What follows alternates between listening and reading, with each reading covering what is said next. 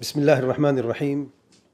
الحمد لله رب العالمين، والصلاة والسلام على خاتم الأنبياء والمرسلين نبينا محمد وعلى آله وصحبه أجمعين، وبعد۔ اللہ تعالیٰ کے فضل و کرم سے دورہ شرعیہ کے دروس میں سے آج کی نشست میں خاص درس ہے حالات حاضرہ کے تعلق سے، سب سے بڑے فتنے کے تعلق سے آج ہم چند اہم باتیں کرتے ہیں۔ درس کا عنوان جیسے کہ اب سب ساتھی جانتے ہیں، کھوئی ہوئی خلافت اور داعش کا قصہ۔ یہ درس دو حصوں میں تقسیم کر دیا گیا ہے۔ آج کے نشست میں پہلے حصے پر بات کرتے ہیں۔ ارشاد باری تعالیٰ ہے، وعد اللہ الذین آمنوا منکم وعملوا الصالحات ليستخلفنهم في الأرض كما استخلف الذين من قبلهم وليمكنن لهم دينهم الذي ارتضى لهم ويبدلنهم من بعد خوفهم أمنا يعبدونني لا يشركون بي شيئا ومن كفر بعد ذلك فأولئك هم الفاسقون۔ سیدنا حذیفہ رضی اللہ عنہ بیان فرماتے ہیں کہ اللہ تعالیٰ کے پیارے پیغمبر صلی اللہ علیہ وسلم نے فرمایا، تكون النبوة فيكم ما شاء الله أن تكون ثم يرفعها الله إذا شاء أن يرفعها ثم تكون خلافة على منهاج النبوة فتكون ما شاء الله أن تكون ثم يرفعها إذا شاء الله أن يرفعها ثم تكون ملكا عاضا فيكون ما شاء الله أن يكون ثم يرفعها إذا شاء أن يرفعها ثم تكون ملكا جبرية فتكون ما شاء الله أن تكون ثم يرفعها إذا شاء أن يرفعها ثم تكون خلافة على منهاج النبوة ثم سكت رسول الله صلی اللہ علیہ وآلہ وسلم۔ اس احمد نے روایت کیا ہے اور علامہ البانی نے اساس الصحیحہ میں صحیح فرمایا ہے، حدیث نمبر 5۔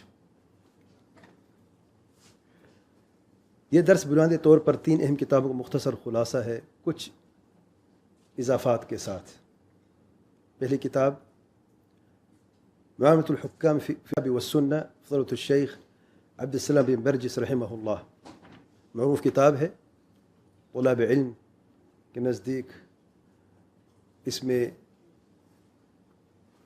اہم احکام اور مسائل حاکم کے تعلق سے بیان کیے گئے ہیں کتاب اور سنت کی روشنی میں۔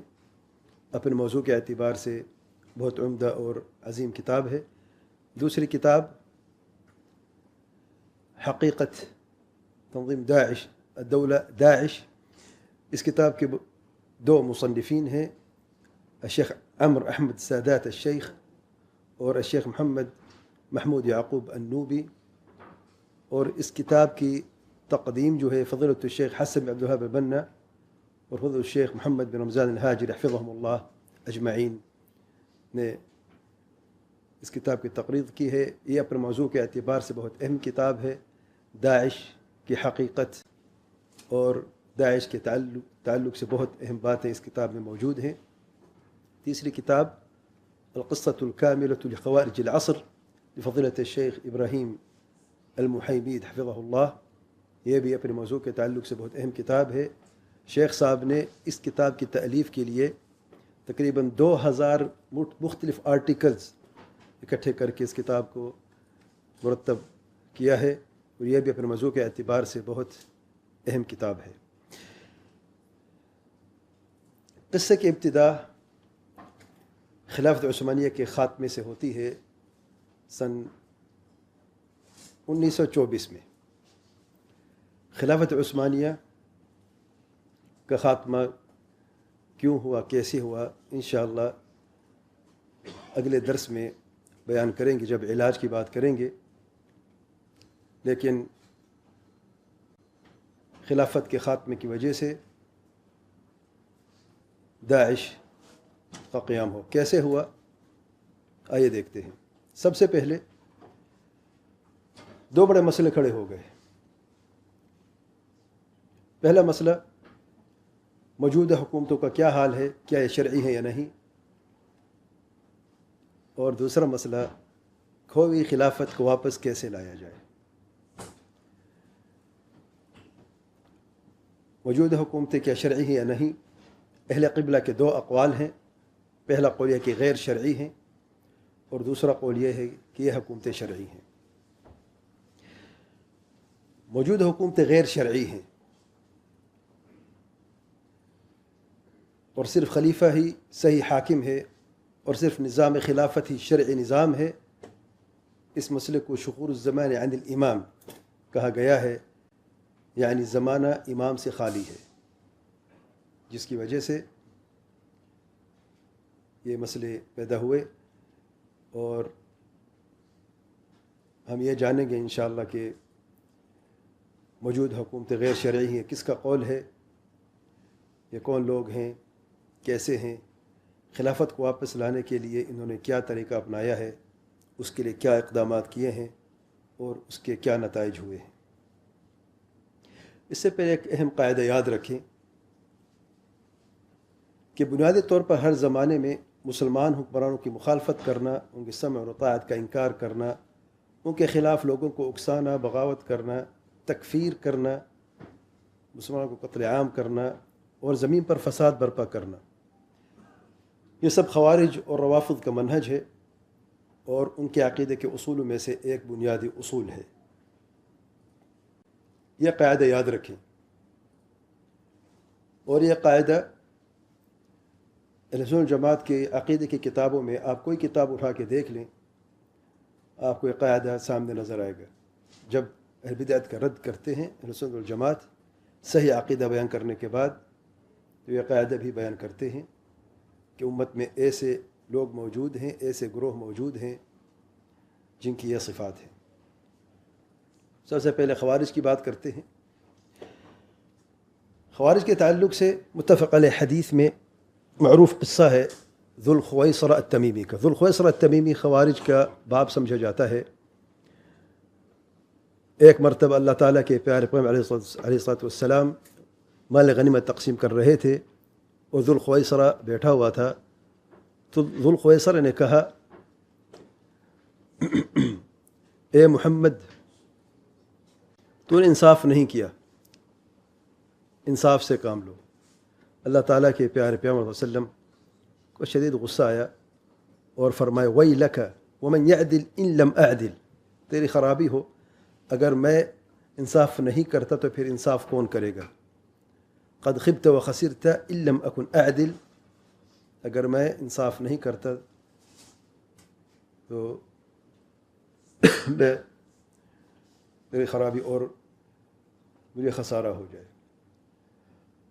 سیدنا عمر رضی اللہ عنہ اس وقت موجود تھے، اور تلوار نکالی تو اللہ تعالیٰ کے پیارے پیغمبر صلی اللہ علیہ وسلم نے سیدنا عمر کو روکتے ہوئے فرمایا، دعہ، اسے چھوڑ دو، فإن له اصحابا، اس بندے کے ایسے ساتھی ہیں، اور ایک روایت میں ہے کہ اس بندے کی کمر سے یا پیٹھ سے ایسے لوگ نکلیں گے، ذرا ان کی صفات دیکھیں کیسے ہیں۔ یحقر احدکم صلاته مع صلاتهم، کہ تم میں سے، یعنی صحابہ کی جماعت کو اللہ تعالیٰ کے پیارے پیغمبر صلی اللہ علیہ وسلم مخاطب ہیں، اپنی نمازوں کو حقار کی نظر سے دیکھیں کہ ان کی نمازوں کے سامنے، وصیامہ مع صیامہم، اپنی روزوں کو بھی ان کے روزوں کے سامنے، یقرؤون القرآن لا یجاوز تراقیہم، وہ قرآن تو پڑھیں گے لیکن ان کے حق سے نہیں اترے گا، یمرقون من الدین کما یمرق السهم من الرمیہ، وہ دین سے ایسے خارج ہوں گے جیسے کہ تیر شکار سے پار ہو جاتا ہے۔ اور پھر ان کے آخر پہ پھر ایک مثال بیان کی ہے کہ ان کی جو نشانی ہے خوارج کی، ایک کالے رنگ کا شخص ہوگا جس کے بازو میں سے ایک ایسے گوشت کا ٹکڑا ہوگا جس میں ہڈی نہیں ہوگی، اور وَيَخْرُجُونَ عَلَى حِينِ فُرْقَةٍ مِّنَ النَّاسِ، یہ بھی نشانی ہے کہ خوارج اس وقت نکلیں گے جب لوگوں میں تفرقہ ہوگا۔ متفق علیہ حدیث ہے۔ اور صحیح مسلم میں عبید اللہ بن رافع، اللہ تعالیٰ کے پیارے پیغمبر صلی اللہ علیہ وسلم کے مولا جو ہے، وہ بیان کرتے ہیں کہ جب حرور یعنی خوارج جب نکلے، جب کہ حسین علی رضی اللہ عنہ کے ساتھ تھے، تو انہوں نے ایک نعرہ لگایا خوارج نے، قالوا لا حکم الا للہ. سیدنا علی رضی اللہ عنہ فرماتے ہیں کلمۃ حق ارید بها باطل، بات تو حق ہے کہ حاکمیت صرف اس اللہ تعالیٰ ہی کے لیے ہے، لیکن اس حق کے پیچھے یہ لوگ باطل چھپاتے ہیں. باطل کیا چھپاتے تھے؟ مسلمانوں کو تکفیر اور قتل کرنا. پھر سیدنا علی رضی اللہ عنہ فرماتے ہیں ان رسول اللہ صلی اللہ علیہ وسلم وصف ناسا ان اعرف صفتهم في هؤلاء. اللہ تعالیٰ کے پیارے پیغمبر صلی اللہ علیہ وسلم نے بعض لوگوں کی صفات بیان کی ہے، میں ان کو جانتا ہوں ان کی صفات سے. ان لوگوں میں یقولون الحق بألسنتهم لا يجوز هذا منهم واشار الى حلقه، وہ حق بات تو کہیں گے لیکن اس سے ان کی بات اتریں گے، اور اپنے حق کی طرف اشارہ کیا سیدنا علی رضی اللہ عنہ نے. تو خوارج کی یہ منہج رہا ہے ہمیشہ، اور یہ طریقہ رہا ہے کہ حاکمیت کے نام پر مسلمانوں کی تکفیر کرنا اور قتل و غارت کرنا. خوارج کے عقیدے کے بھی اصول ہیں، جیسے کہ دیگر اہل بدعت کے اصول ہیں. خوارج کے عقیدے کے اصول میں سے ایک یہ اصل بنیادی اصول ہے کہ حاکمیت صرف اللہ تعالیٰ کی ہے. ان کے نزدیک جو بھی اس کی مخالفت کرتا ہے وہ کافر ہے، چاہے صحابی ہی کیوں نہ ہو، اور کوئی بھی ظالم یا فاسق یا کبیرہ گناہ کرنے والا شخص جو ہے کافر ہے، اور وہ خلافت کے لائق نہیں خلافت کے لائق نہیں ہو سکتا. مسلمان حکمران کے خلاف بغاوت و تکفیر، اور پھر مسلمانوں کو قتل عام اور جہاد کے نام پر فساد برپا کرنا ہمیشہ خوارج کا منہج رہا ہے. خوارج کے بعد یا خوارج کے ساتھ روافض ہیں، اور روافض کے نزدیک حاکمیت کا مسئلہ بہت اہم ہے. میں چند ان کی کتابوں سے کوٹنگ بیان کرتا ہوں. عن زرارة عن ابی جعفر قال، زرارہ ابی جعفر سے نقل کرتا ہے کہ بنی الاسلام علی خمس، اسلام کی 5 بنیاد یعنی ارکان اسلام 5 ہیں. روافض کے نزدیک ارکان اسلام کے ہیں، سن لیں ذرا. على 5 اشیاء على الصلاة والزکاة والحج والصوم والولایة، نماز ہے، زکوٰۃ ہے، حج ہے، روزہ ہے، اور ولایت ہے. ارکان اسلام 5 ہے نا. سب سے پہلے کیا رکن ہے؟ شہادت اللہ الہ الا اللہ وان محمد رسول اللہ. یہ کس کے نزدیک ہے؟ اہل سنت والجماعت کے نزدیک. روافض کے نزدیک یہ 5 ارکان ہیں. اچھا، تو زرارہ نے سوال کیا، قال زرارہ قلت وأي شيء من ذلك افضل، ان 5 میں سب سے افضل رکن کون سا ہے؟ فقال الولایت افضل، ولایت حاکمیت جو ہے وہ سب سے افضل رکن ہے ارکان اسلام میں سے. اصول کافی، کتاب الایمان والکفر، باب دعائم الاسلام، جلد نمبر 2 صفحہ نمبر 22.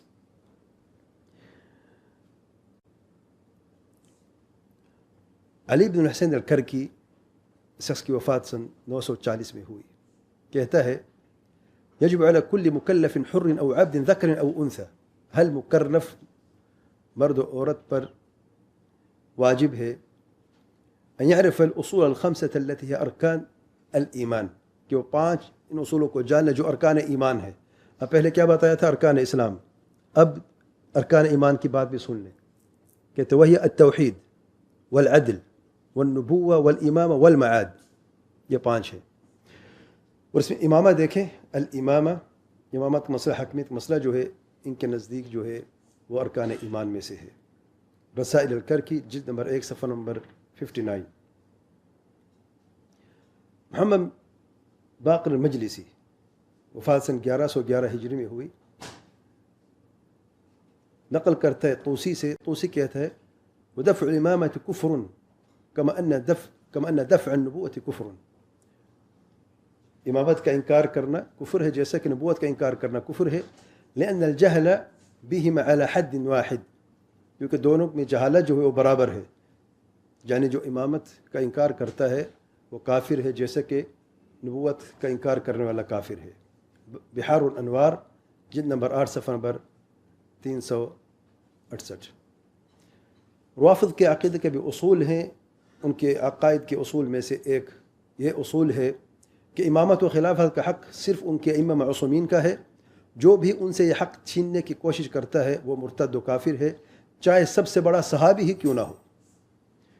اور ان کے نزدیک امامت کا مسئلہ ارکان اسلام اور ارکان ایمان میں سے ہے کہ ان کے ائمہ معصومین کے سوا کوئی بھی امامت و خلافت کا حقدار نہیں ہو سکتا، اور امام غائب کے وقت صرف اس کا نائب ہی اس کا حقدار ہو سکتا ہے. اور اس مسئلے کو کہتے ہیں ولایت الفقیہ. ولایت الفقیہ جو ہے، جب امام غائب نہیں موجود تو جو سب سے بڑا فقیہ اور عالم ہے ان کا وہ اس ولایت کا حق رکھتا ہے. اور اس ولایت الفقیہ کے تعلق سے خمینی روح اللہ الخمینی وفات 1989 میں ہوئی. ولایت الفقیہ کی بنیاد پر خمینی جو ہے ایران میں اسلام کے نام پر انقلاب لے کے آیا 1979 میں. اور عجب بات یہ ہے کہ اس انقلاب کو اسلامی انقلاب کہا جاتا ہے. حقیقت بات تو یہ ہے کہ یہ رافضی انقلاب ہے. اسلام سے اس کا کیا تعلق ہے؟ ارکان اسلام ہمارے ایک جیسے نہیں تو پھر کس بنیاد پر انقلاب آیا ہے؟ الغرض روافض کے سب سے بڑے دین رہنما آیت اللہ العظمی کا لقب دیا گیا ہے. خمینی کہتا ہے حکومت اسلامیہ میں صفحہ نمبر 33 اور 34 میں کہ بہت سارے ایسے نصوص موجود ہیں جس میں ہر وہ نظام جو غیر اسلامی ہے اس کو شرک بیان کیا گیا ہے، اور حاکم اس نظام کا جو حاکم ہے، جو سلطان ہے، جو صاحب اقتدار ہے، طاغوت ہے. اور ہم اللہ تعالیٰ کے ہاں ذمہ دار ہیں کہ اس شرک کو اپنے معاشرے سے، مسلمان معاشرے سے نکال دیں اور ہماری زندگی سے مکمل طریقے سے ختم کر دیں. نظام میں اسلام سے مراد ان کا اپنا نظام ہے، اہل الرفض کا نظام ہے. اور شرک سے مراد وہ شرک جسے وہ خود سمجھتے ہیں، یعنی ائمہ معصومین کو پکارنا، ائمہ معصومین کے قبروں پر سجدے کرنا اور وہاں پر نظر و نیازیں اور قربانی دینا ان کے نزدیک شرک نہیں ہے. تو پھر شرک ہے کیا؟ تو بعض لوگوں کو دھوکہ لگا ان باتوں سے. وہ یہ سمجھ رہے ہیں کہ واقعی جو شرک ہوتا ہے اس کی بات کر رہے ہیں. میرے بھائی وہ یہ کہہ رہے ہیں کہ جیسے پہلے بھی گزر چکا ہے، جو ائمہ یا نائب امام کے علاوہ کوئی بھی حاکم موجود ہے اس کی حکومت جو ہے غیر شرعی حکومت ہے، اور ایسے لوگ کافر ہیں. ان کے نزدیک توحید اور شرک کا معاملہ کچھ اور ہے. ہمارا موضوع نہیں ہے یہ، لیکن یہ بات یہاں پہ واضح ہو گئی ہے کہ یہ کہنا کہ جو نظام غیر اسلامی ہے وہ شرک ہے، اس سے مراد شرعی نظام نہیں ہے جو قرآن سنت کے مطابق ہے. اس کا ثبوت دیکھنا چاہتے ہو تو دیکھ لیں. آج ایران کے کیپٹل میں طہران میں آج ایک بھی سنی مسجد نہیں ہے، ایک بھی نہیں ہے. پھر کہتا ہے خمینی خلافت اسلامیہ صفحہ نمبر 74 میں کہ امام علیہ السلام خود ہی سلاطین اور ان کے جو قاضی ہیں ان کے رجوع کرنے سے منع فرمایا، اور ان کی طرف رجوع کرنے کو طاغوت بیان فرمایا ہے. تو جتنے حکمران موجود ہیں ان کی طرف رجوع کرنا جو وہ طاغوت ہے، رجوع کرنا بھی ان کی طرف طاغوتیت ہے. موجودہ حکومتیں غیر شرعی ہیں. آئے دیکھتے ہیں کس کا یہ قول کس کا ہے، یہ کون لوگ ہیں، کیسے ہیں، خلافت کو واپس لانے کے لیے انہوں نے کیا طریقہ اپنایا ہے، اس کے لیے کیا اقدامات کیے ہیں اور اس کے کیا نتائج ہوئے ہیں.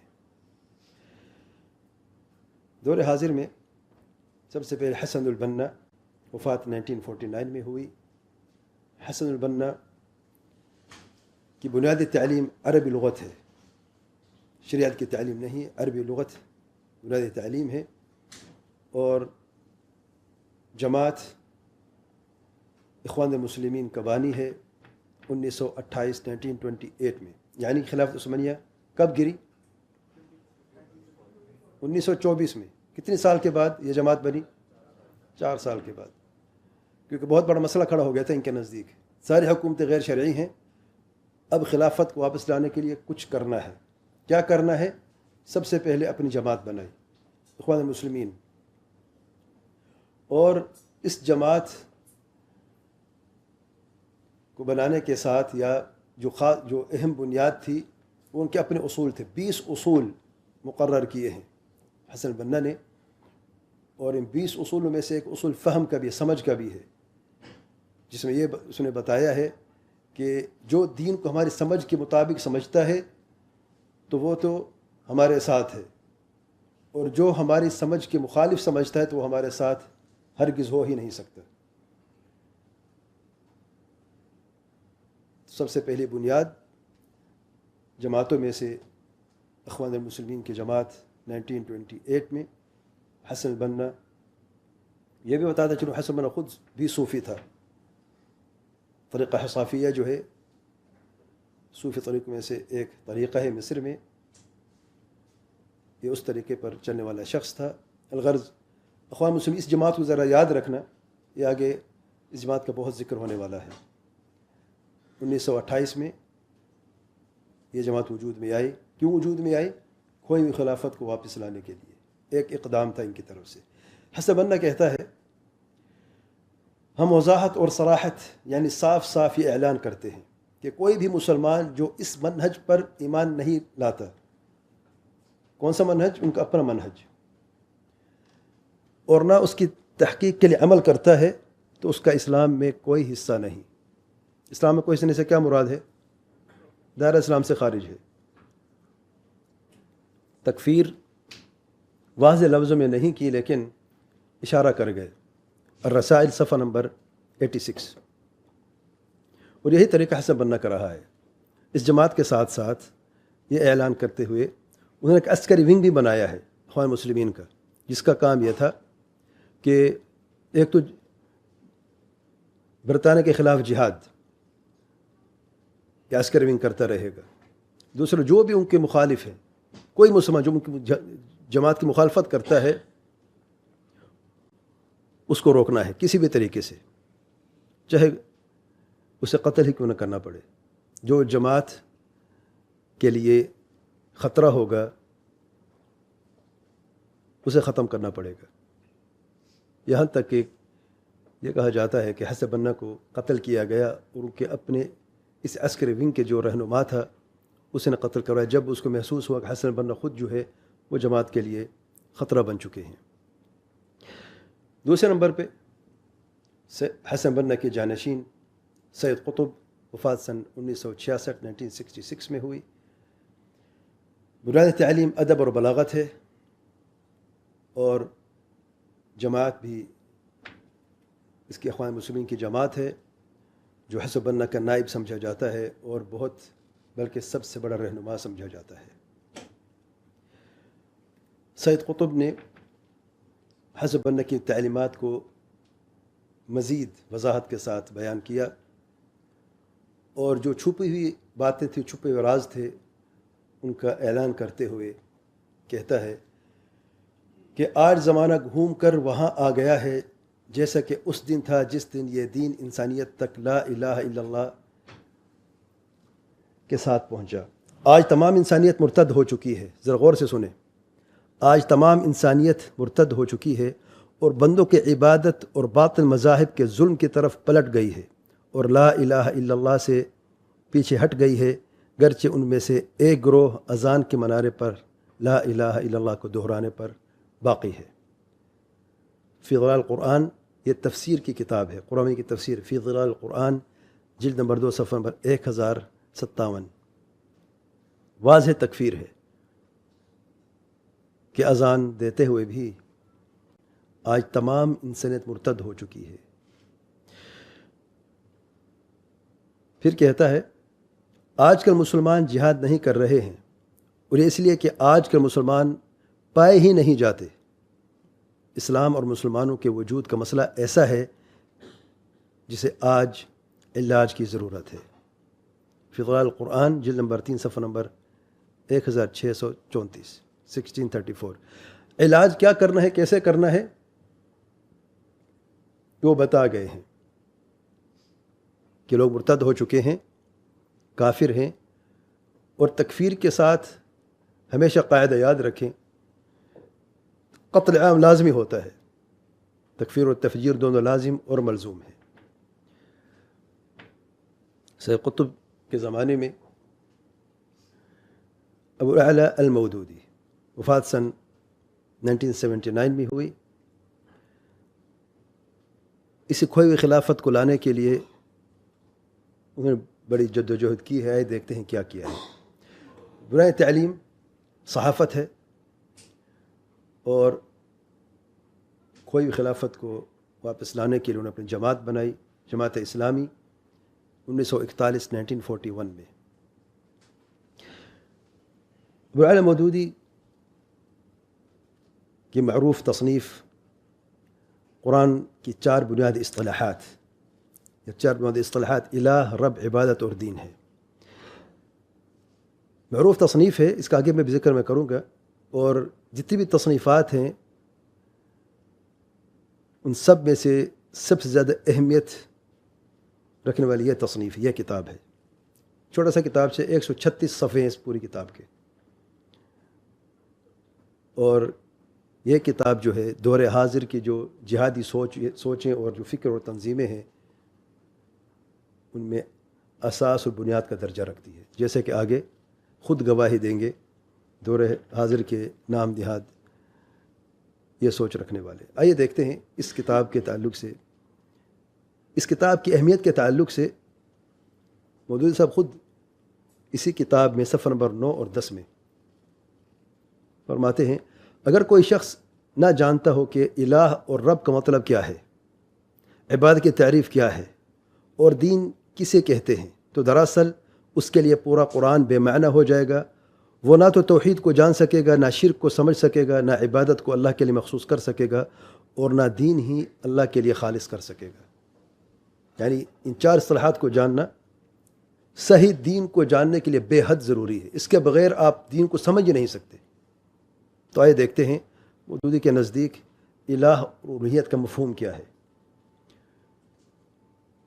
قرآن کی 4 بنیادی اصطلاحات اسی کتاب میں صفحہ نمبر 26 میں فرماتے ہیں. الہ اور الوہیت کے مفہوم بیان کرتے ہوئے، یعنی بہت لمبی بحث بیان کرنے کے بعد میں ان کی یہ جو آخر میں جو خلاصہ یہ بیان کر رہا ہوں، کہتے ہیں یہی اقتدار کا تصور ہے. الہ اور الوہیت کی ہم بات کر رہے ہیں. کہتے ہیں یہی اقتدار کا تصور ہے جس کی بنیاد پر قرآن اپنا سارا زور غیر اللہ کی الہیت کے انکار اور صرف اللہ کی الہیت کے اس بات پر صرف کرتا ہے. اس کا استدلال یہ ہے کہ زمین اور آسمان میں ایک ہی ہستی تمام اختیارات و اقتدارات کی مالک ہے. خلق اسی کی ہے، نعمت اسی کی ہے، امر اسی کا ہے، قوت اور زور بالکل اسی کے ہاتھ میں ہے. ہر چیز چار و ناچار اسی کی اطاعت کر رہی ہے.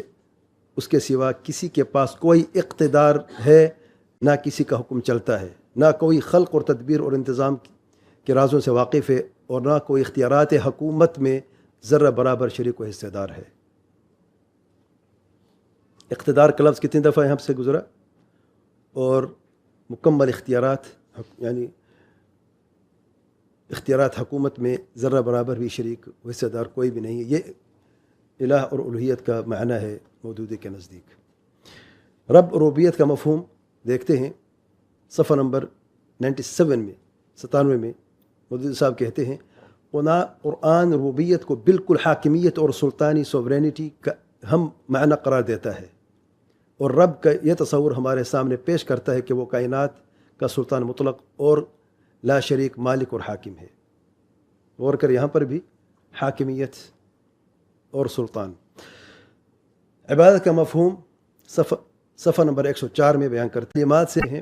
قرآن کی اصطلاح میں طاغوت سے مراد ہر وہ ریاست و اقتدار اور ہر وہ رہنمائی و پیشوائی ہے جو خدا سے باغی ہو کر خدا کی زمین پر اپنا حکم چلائے اور اس کے بندوں کو زور و جبر سے یا تحریض و اطماع سے یا گمراہ کن تعلیمات سے اپنا تابع امر بنائے. ایسے ہر اقتدار اور ایسی ہر پیشوائی کے آگے سر تسلیم خم کرنا اور اس کی بندگی اختیار کر کے اس کا حکم بجا لانا طاغوت کی عبادت ہے. عبادت کا مفہوم، طاغوت کا مفہوم بھی ان کے نزدیک ریاست और इक़्तिदार और हाकिमियत है। दीन का मफ़हूम क्या है? सफ़ा नंबर 127 में मौदूदी साहब फरमाते हैं, इन तमाम आयात में, यानी पहले दीन के इखलास के ताल्लुक़ से कई आयात बयान करते हैं, फिर फरमाते हैं इन तमाम आयात में दीन का लफ्ज़ इक़्तिदार आला, इस इक़्तिदार को तस्लीम करके उसके ताअत व बंदगी कबूल करने के मायने में इस्तेमाल हुआ है। अल्लाह के लिए दीन को खालिस करने का मतलब ये है कि आदमी हाकिमियत, फरमारवाई, हुक्मरानी अल्लाह के सिवा किसी की तस्लीम ना करे और अपनी ताअत व बंदगी को अल्लाह के लिए इस तरह खालिस कर दे कि किसी दूसरे के मुस्तकिल बिज़ात बंदगी व इताअत अल्लाह की इताअत के साथ शरीक ना करे।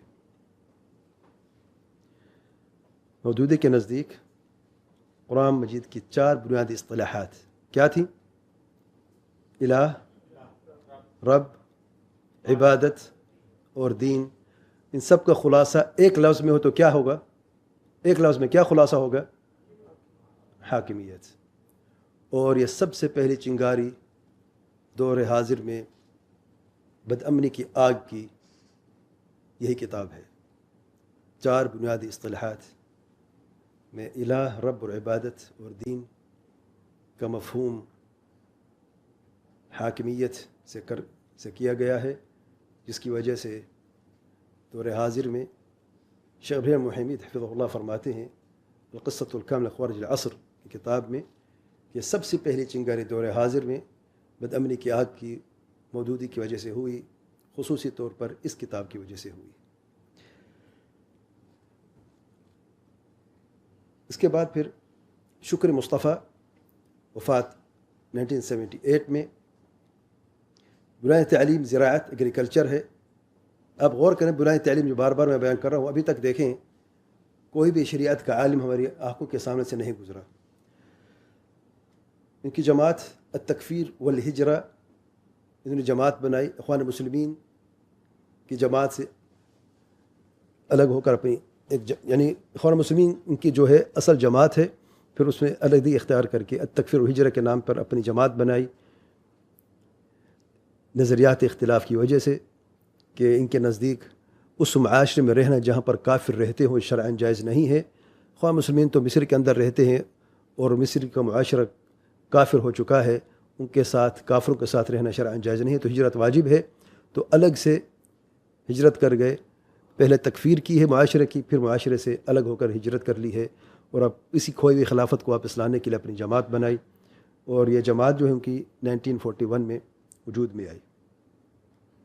शुक्र मुस्तफ़ा कहता है, यकीनन जो भी समाज या मुआशरे आज कायम व क़त्ई तौर पर जाहिल और काफिर मुआशरे हैं, और ये इसलिए कि उन्होंने अल्लाह की शरीयत के मुताबिक फ़ैसला करना छोड़ दिया है और उसे वज़अ क़वानीन से बदल दिया है, जबकि अल्लाह ताला का फरमान है वमा लम यहकुम बिमा अंज़लल्लाह फ़उलाइका हुमुल काफ़िरून।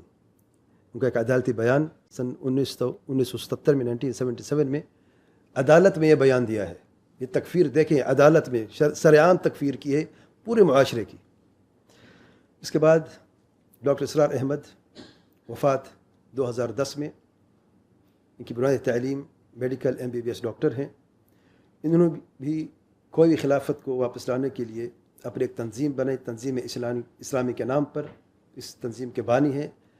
1975 में ये तंजीम वजूद में आई। डॉक्टर साहब कहते हैं, ज़रा गौर से सुने, कहते कहाँ जाऊँ, दुनिया में 1 इंच नहीं है, कोई मुल्क नहीं है या अल्लाह जहाँ तेरा दीन कायम हो। कहाँ जाऊँ? देखें, हमारी बंदगी जुज़वी है, नमाज़ें हम पढ़ रहे हैं, रोज़े हम रख रहे हैं, मस्जिदें आलीशान बनाई हैं और मदरसे भी बहुत बड़े बड़े बन गए हैं। वाक़अतन इसमें कोई शक नहीं, लेकिन सवाल ये है कि ऊपर जो छत है वो तो काफिराना है। गौर से सुने, ऊपर जो छत है वो तो काफिराना है, कानून तो उसका नहीं है। फिर आगे कहता है, अब हम जो कुफ्र के तहत ज़िंदगी गुजार रहे हैं और इस एतबार से अल्लाह की निगाह में हम भी काफिर हैं। सवाल ये है कि जाएँ तो कहाँ जाएँ, करें तो क्या करें। निज़ाम कुफ्र का है। कुरान कहता है वमा लम यहकुम बिमा अंज़लल्लाह फ़उलाइका हुमुल काफ़िरून। अल्लाह ताला के मुसलमानों से वाहिद मुतालबा, यूट्यूब वीडियो क्लिप मौजूद है, आपने सुना भी होगा, देखा भी होगा। کیا کرنا ہے اس کافر نظام میں رہ کر. آگے پھر سید امام الشریف، اس کا نام ڈاکٹر فضل بھی ہے، عبدالعزیز عبدالقادر بھی ہے، مختلف نام ہے. اس کی بنیادی تعلیم میڈیکل کی ہے، جنرل سرجن ہے. ان کی جماعت اخوان المسلمین کی جماعت ہے. ڈاکٹر صاحب ڈاکٹر فضل کہتا ہے، اور اس سے تم جان لوگے کہ جن ملکوں میں اکثریت مسلمانوں کی ہے لیکن مرتد حکمران اسے کافروں کے وضع قوانین سے چلا رہے ہیں، وہ آج دیار کفر یعنی کافر ملک ہیں، اور یہ آج مسلمان ملکوں میں سے بہت سارے ملکوں کی حقیقت ہے. کہ کتاب ہے الجامع، صفحہ نمبر 644 644. آگے کہتے ہیں اسی کتاب الجامع صفحہ نمبر 471 میں 471 میں، وَنَرَى دِيَارَ الْإِسْلَامِ دَارَ كُفْرٍ وَرِدَّةٍ وَحَرْبٍ. آج ہم مسلمان ملکوں کو کفر، ردت اور دار الحرب یعنی جنگ کا ملک سمجھتے ہیں. اس کے بعد ابو محمد المقدسی، تعلیم سائنس نامکمل اور شریعت بھی نامکمل. جماعت اخوان المسلمین، ذرا اس بندے کی باتیں سنیں. یہ بندہ کہتا ہے الاخوان المسلمین جنہوں نے ہماری پرورش کی ہے سید قطب اور اس کے بھائی یعنی محمد قطب، اور مودودی کی کتابوں سے، غور سے سنیں، اور مودودی کی کتابوں سے، جیسے ظلال یعنی فی ظلال قرآن جو تفسیر ہے، اور معالم یعنی معالم فی الطریق، یہ دونوں سید قطب کی کتابیں ہیں. ہماری ہدایت کے ابتدائی دور میں، یعنی جب ہدایت یافتہ ہوئے تو ان جناب کی تربیت جو ہے ان کتابوں سے کی گئی ہے. کس نے کی؟ اخوان المسلمین نے کی ہے، جس جماعت سے اس بندے کا تعلق ہے. میزان الاعتدال صفحہ نمبر 5. آئے دیکھتے ہیں اس کی تربیت کا نتیجہ کیا نکلا اور بندہ کہتا کیا ہے. سنیں ذرا. کہتا ہے بے شک ان حکومتوں کا کفر چاہے کفر اصلی ہو یا کفر ردت ہو، یہود و نصارہ کے کفر سے بدتر ہے. سیذکر من یخشی ایک رسالہ ہے، صفحہ نمبر 3 اور 4 میں محمد مقدسی نے یہ بات کی ہے. آگے اس سے بڑھ کر کہتا ہے آج پوری کی پوری دنیا دار الکفر ہے، یہاں تک کہ مکہ اور مدینہ کوئی بھی میں مستثنیٰ نہیں کرتا، ساری دنیا کافر ہے. یہاں تک مکہ اور مدینہ کو بھی میں مستثنیٰ نہیں کرتا، وہ بھی کافر ہے سارے. یعنی جو اللہ گھر کا طواف کر رہے ہیں، حج کریں، عمرہ کریں، نماز پڑھیں، سارے کے سارے کافر ہیں. ثمرات الجہاد صفحہ نمبر 14. یہ باتیں کہاں سے آئی؟ کس نے پرورش کی ہے؟ اخوان المسلمین نے. کون سی کتابیں ہیں؟ کس کی کتابیں ہیں؟ فی ظلال القرآن، معالم فی الطریق. کون مصنفین ان کتابوں کے؟ سید قطب ہے، اس کے بعد محمد قطب، اور مودودی کا نام اس بندے نے خود اپنی زبان سے لیا ہے کہ جب ہدایت ملی، یعنی جب توبہ طائب ہو اپنے گناہوں سے اور یہ دیکھا کہ راہ راست پہ میں آ جاؤں، تو ان کے ہاتھے چڑھ گیا اخوان مسلمین کے. اور اخوان مسلمین نے جیسے بچوں کو دودھ پلایا جاتا ہے، پرورش کی جاتی ہے، اسی طریقے سے جوانوں کو ان تعلیموں سے اور ان گندے افکار سے تربیت کرتے ہیں، جس کا نتیجہ آپ یہ دیکھ رہے ہیں کہ آج پوری دنیا دار الکفر ہے، یہاں تک کہ مکہ اور مدینہ میں بھی لوگ جو ہے وہ کافر ہیں. انا للہ و انا الیہ راجعون. اس کے بعد ابو مصعب السوری، بنیادی تعلیم میکینیکل انجینئرنگ، جماعت اخوان المسلمین. ابو مصعب السوری کہتا ہے اس یعنی مودودی کی اہم کتاب المصطلحات الاربعہ آج کل کی بہت ساری جہادی افکار کی بنیادوں پر مشتمل ہے. آج کل سے مراد جو جہادی تنظیمیں آج موجود ہیں، جہاد کے نام پر جو فساد برپا کر رہی ہیں، جو تکفیر و تفجیر عام ہو چکی ہے، قتل و غارت مسلمانوں کو عام ہو چکی ہے، بد امنی اور فساد عام ہو چکا ہے، یہ سارے کے ساتھ تعلیم کہاں سے ملی ہیں؟ کون سی اہم کتاب ہے؟ مصطلحات الاربعہ سے کیا مراد ہے؟ قرآن کی 4 بنیادی اصطلاحات مودودی کی، جس کا میں نے ذکر کیا ہے، اور بد امنی کی آگ، ایک لفظ حاکمیت کے لفظ کے مکمل طریقے سے جو سیاسی مفہوم ہے شریعت میں، اس کی تحریف کر کے یعنی اب اس مصطلحات جو دیکھیں آپ، الہ، رب، عبادت، دین، اور پھر کس طریقے سے ان چار عظیم مصطلحات کو حاکمیت کا رنگ دے کر آج یہ شخص جو کہ اردو نہیں سمجھتا، آپ جانتے ہیں کہ مودودی کی کتاب کو 70 زبانوں میں ترجمہ کیا گیا، 70 زبانوں میں، ان میں عربی میں بھی ترجمہ کیا گیا، جس سے یہ لوگ بھی متاثر ہوئے۔ دعوت المقام الاسلامیہ، صفحہ نمبر 38 اور 39، 38 39۔ یہ کتاب کا تو صرف مقدمہ ہے۔ یہ کتاب جو ہے 1600 صفحے پر مشتمل ہے، 1600 صفحے ہیں، جس میں اس نے کھوئی ہوئی خلافت کو واپس لانے کا مکمل طریقہ بیان کیا ہے، پریکٹیکل طریقہ کیسے واپس آئے گی، جو خلافت کے قیام کے 6 مراحل سے معروف ہے۔ کہاں جائیں، کیا کریں کا مکمل جواب صرف 6 مراحل میں، 1600 صفحوں کی کتاب ہے یہ۔ اور اس کتاب کی اساس کیا ہے، کیا کہتے ہیں، کہاں سے 1600 صفحے سے بنائے ہیں؟ اس 136 صفحوں والی کتاب، قرآن کی 4 بنیادی اصطلاحات۔ ابو قتادہ الفلسطینی، بنیادی تعلیم اصول فقہ میں ماسٹر، یہ پہلا شخص ہے جس نے شریعت کا کوئی علم حاصل کیا۔ ابھی تک ہم 9ویں نمبر پہ ہیں، اصول فقہ میں ماسٹر کیا ہے، کاش کے صحیح سمجھ کے ماسٹر کرتے۔ جماعت، پھر اخوان المسلمین۔ جب اصل بنیادی غلط ہے تو پھر ماسٹر ہو یا اس سے اوپر پی ایچ ڈی کچھ بھی ہو، کیا فائدہ دے گا؟ دیکھیں ذرا اس بندے کو دیکھیں، بندہ کہتا کہ اصول فقہ میں ماسٹر کیا ہوا ہے، ذرا الفاظ سنیں۔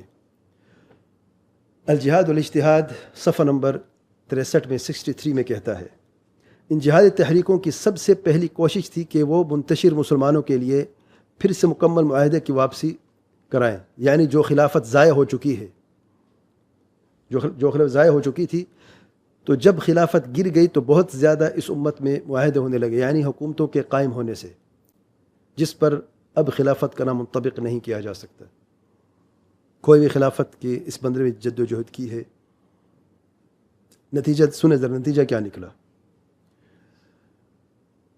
کہتا ہے اسلامی جماعت کے افراد اس درجے تک پہنچ گئے ہیں جس پر ہم اللہ کی حمد بیان کرتے ہیں کہ وہ مرتدوں اور ان کے ایجنٹوں سے براءت کا اظہار کر رہے ہیں، گرچہ وہ ان کے باپ ہی کیوں نہ ہوں، اس وجہ سے کہ اب وہ سلف کے عقیدے کو سمجھ چکے ہیں اور صحابہ کی سیرت کی مشابہت اختیار کر لی ہے۔ سنیں ذرا کون سا سلف کا عقیدہ ہے اور پتہ نہیں کون سے صحابہ کی سیرت پر یہ عمل کر رہے ہیں۔ کہتا ہے پس بوقرہ میں، بوقرہ علاقے کا نام ہے جزائر میں، پس بوقرہ میں اپنے والدین پر اللہ کے حکم کو عملاً نافذ کرنے کے لیے ایک جوان اس جماعت سے کھڑا ہوا۔ کیا کیا؟ والدین کو ذبح کر دیا، قتل کر دیا۔ جب اس کے والدین نے، جرم کیا تھا والدین کا؟ سنیں، جب اس کے والدین نے اللہ کے حکم کو رد کر دیا، جب وہ دونوں اس کی بہن کی شادی ایک فوجی سے کرنے پر تیار ہو گئے۔ جرم کیا تھا والدین کا؟ ایک فوجی سے شادی اپنی بیٹی کی کرنا چاہی، فوجی کافر تھا، کافر سے شادی کرنا جائز نہیں ہے، اس لیے اس بندے نے، جس سے بہت بڑا مجاہد کہا گیا ہے، اور شروع میں حمد و ثنا بھی آپ نے سن لی ہے کہ اللہ کے حمد و ثنا ہے کہ ایسے جوان موجود ہیں ان کی تنظیموں میں جو اپنے والدین کو زندہ جو ہے نا ذبح کر دیتے ہیں، یعنی بڑے دردناکی سے قتل کر دیتے ہیں، اور یہ کہتے کہ یہ بہت بڑا جہاد ہے، اور یہ سلف کا عقیدہ اور صحابہ کی سیرت ہے۔ انا للہ و انا الیہ راجعون۔ اور یہ جو حوالہ مجلۃ الانصار شمارہ 147 صفحہ نمبر 4 میں، اور جہاد کی حقیقت کے دروس میں جس کا میں نے ذکر کیا تھا وہ یہی قصہ ہے، اور یہ اس کا حوالہ ہے کہ جہاد کے نام پر جو فساد برپا ہو رہا تھا، اس کی وجہ سے جو حقیقت، جہاد کی حقیقت کے جو دروس کی سیریز ہے، وہ اس وجہ سے بھی، یعنی ایک وجوہات میں سے ایک وجہ بھی تھی جس کی وضاحت بہت لفظ ہے کہ جہاد اور چیز اور فساد اور چیز ہے۔ اور واللہ منہج السلف، عقیدت السلف اور صحابہ ان لوگوں سے بری ہیں۔ اس کے بعد عبداللہ عزام، وفات سن 1989 میں، ان کے شاگردوں کی اب میں ذکر کر رہا ہوں۔ سب سے پہلے جو بڑے رہنما حسن البنا، سید قطب، ابوالعلا مودودی. ان کے بعد پھر ان کے نقشے قدم چلنے والے شکری مصطفیٰ، اور پھر ڈاکٹر اسرار احمد، اور پھر اس طریقے سے بعد میں جو میں نے جتنے بھی نام لیے ہیں وہ سب اب جن کا ذکر کریں سب ان کے استاد ہیں. عبداللہ عزام، وفات 1989 میں.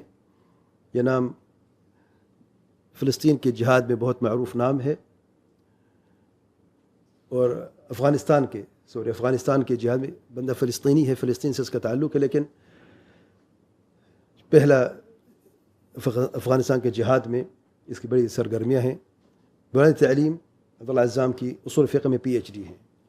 پہلا بندہ ماسٹر تھا، عبداللہ عزام اصول فقہ میں PhD ہیں. لیکن مسئلہ یہ ہے کہ اس بندے کی جماعت بھی اخوان المسلمین کی جماعت ہے. افغانستان میں پہنچ کر اس بندے نے مجاہدین، جو عرب مجاہدین تھے، ان کے لیے خاص مکتب بنایا جس کا نام مکتب خدمت المجاہدین 1984 میں، 1984 میں. اور ایک ساتھ ملایا سب عرب کو، ان کے لیے یعنی جہاد کے لیے جگہ فراہم کی، اسلحہ اور ٹریننگ جو ہے یہاں پر ہوا کرتی تھی. پہلے سب اسکیٹرڈ تھے، الگ الگ تھے. جب یہ مکتب بنا مجاہدین کی خدمت کے لیے تو عرب جو تھے وہ یہاں پر ایک جگہ پر اکٹھے ہوئے، پھر جہاد کے نام پر جو کاروائیاں ہوئی وہ کرتے رہے. بنیادی تعلیم اخوان المسلمین ہی کی ہے. اور جو مکتب خدمت المجاہدین ہے اس میں اسامہ بن لادن بھی شامل ہوا بعد میں. عبداللہ عزام جو ہے اسامہ بن لادن کا روحانی باپ سمجھا جاتا ہے. اسامہ بن لادن کی وفات سن 2011 میں ہوئی. اسامہ بن لادن بنیادی تعلیم MBA کی ہے. جماعت اخوان المسلمین کی جماعت ہے. بن لادن جب افغانستان پہنچا اور عبداللہ عزام سے ملاقات ہوئی تو عبداللہ عزام کی کاوشوں کو دیکھ کر بہت خوش ہوا، اور جو مکتب تھا خدمت مجاہدین کا اس مکتب کے ساتھ کچھ سال رہے. پھر الگ سے اپنی ایک تنظیم بنائی، تنظیم القاعدہ. اور اصل جو ہے وہ قاعدۃ الجہاد. لفظ قاعدہ ہم سنتے ہیں، القاعدہ اصل لفظ جو ہے قاعدۃ الجہاد، جہاد کا یہ قاعدہ ہے اصل میں، جو تنظیم کی شکل اختیار کر گیا. اسامہ بن لادن نے 1988 میں 1988 میں القاعدہ کی بنیاد رکھی. اور جیسے اب سب جانتے ہیں کہ اصل جو جزاک اللہ خیر افغانستان میں جو بہت بڑا نام آتا ہے جہاد افغانستان میں اسامہ بن لادن کا نام آتا ہے. مکتب جو خدمت مجاہدین کا تھا کہ عبداللہ عزام وفات پا چکے تھے، اس کے بعد بن لادن نے اس کو سنبھالا ہے. اور تنظیم القاعدہ سے معسکر الفرقان کیمپ جو ہے وہ بن لادن نے بنایا وہاں پہ، جہاں پر بہت کثرت سے لوگ جمع ہونے لگے. اور بن لادن نے یعنی آپ سب جانتے ہیں کہ بہت پیسہ بہایا، اسلحہ جو ہے اور جو خدمت ہے مجاہدین کی افغانستان میں، جو جہاد کے نام پہ جو انہوں نے کاروائیاں کی ہے الغز، تو بن لادن کا بہت بڑا اس میں ہاتھ ہے. اور دور حاضر میں بھی ابھی بھی ہم یہ دیکھتے ہیں کہ بن لادن جو ہے، اب بن لادن کے بعد میں جو بھی آئیں گے بن لادن کا روحانی باپ سمجھا جاتا ہے. ایمن الظواہری بن لادن کے بعد آئے ہیں. بنیادی تعلیم میڈیکل کی تعلیم جنرل سرجن ہیں. اور کی جماعت سب سے پہلے اصل جماعت تو جماعت الاخوان المسلمین ہے ایمن الظواہری کی. اور انہوں نے 1982 میں 1982 میں جماعت الجہاد مصر میں بنائی. تو افغانستان میں تو جہاد کے نام پر بنائی تھی، مصر میں کس جہاد کی ضرورت تھی مسلمانوں کے بیچ میں، لیکن کیونکہ ان کو کافر سمجھتے تھے تو 1982 میں 1982 میں جماعت الجہاد کی بنیاد رکھی، اس کے بانی رہے. اور پھر تنظیم القاعدہ کی سربراہی اور کمان لے لی بن لادن کی وفات کے بعد 1988 میں.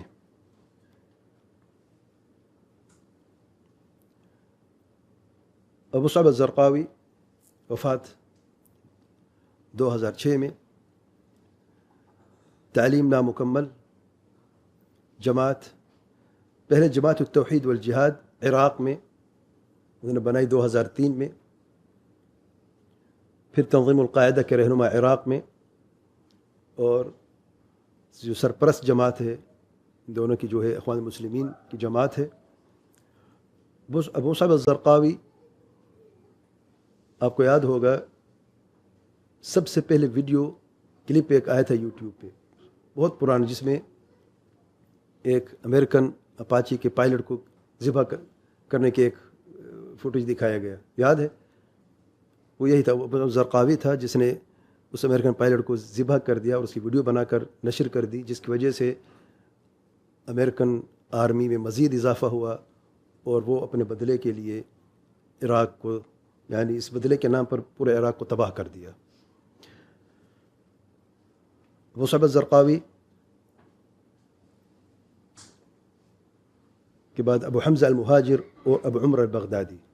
ہم داعش کا قصہ بیان کر رہے ہیں، بتا رہا ہوں کہ داعش آئی کہاں سے ہے، تسلسل کیا ہے۔ وہ جو نمبر 14 اور 15 ہے اس تسلسل سے ہے۔ پہلا نمبر حسن بننا تھا، یہاں سے اب 14 اور 15 نمبر پہ ہم پہنچے ہیں۔ ابو حمزہ المہاجر اور ابو عمر البغدادی، ان دونوں کی وفات سن 210 ہجری میں ہوئی۔ دولت العراق الاسلامیہ کے دونوں بانی ہیں۔ قصہ کیا ہے کہ 2006 میں ابو صعب الزرقاوی کی وفات ہو جاتی ہے۔ ابو صعب الزرقاوی جو ہے ابو حمزہ المہاجر کو جو ہے یعنی اپنا نائب سمجھتے تھے، اور اس کی وفات کے بعد عراق میں القاعدہ کے رہنما ابو حمزہ المہاجر ہو گئے، اور عراق میں کیونکہ مختلف جماعتیں جہاد کے نام پر کارروائیاں کر رہی تھیں، لیکن 7 جماعتیں تھیں مختلف، تو ابو صعب الزرقاوی نے یہ سوچا کہ ان 7 جماعتوں کو جمع کیا جائے اور مجلس شورى المجاہدین کے نام پر ایک شورى کی جماعت بنے، جس میں مجاہدین کے جو سربراہ ہیں وہ سب اکٹھے ہوں۔ ان میں سے ایک جماعت کے سربراہ ابو عمر البغدادی بھی ساتھ تھے، اور مجلس شورى کی کمان جو ہے وہ ابو عمر البغدادی کو دے دی گئی کہ مجلس شورى کی جو ہیڈ ہیں وہ ابو عمر البغدادی ہیں۔ تو ابو حمزہ المہاجر عراق میں ابو صعب الزرقاوی کی وفات کے بعد رہنما، اور ابو عمر البغدادی جو ہے جو مجلس شورى تھی مجاہدین کے 7 مختلف گروہ تھے وہاں پہ عراق میں، اس کے سربراہ تھے۔ میں پہلے دونوں کا تعارف کرا دوں۔ ابو حمزہ المہاجر وفات سن 2010 میں ہوئی۔ جماعت پہلے جماعت الجہاد، یہ کس کی جماعت تھی یاد ہے؟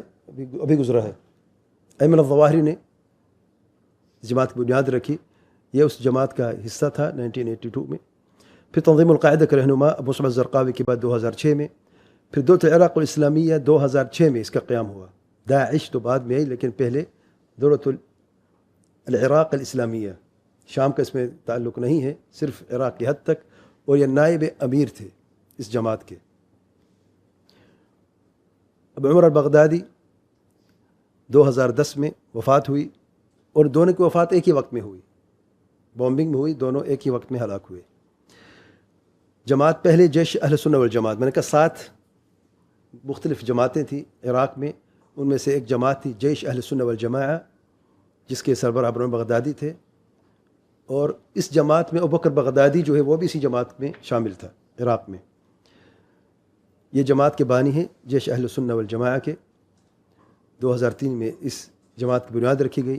پھر تنظیم القاعدہ میں شامل ہوئے اخوان المسلمین کی سرپرستی میں۔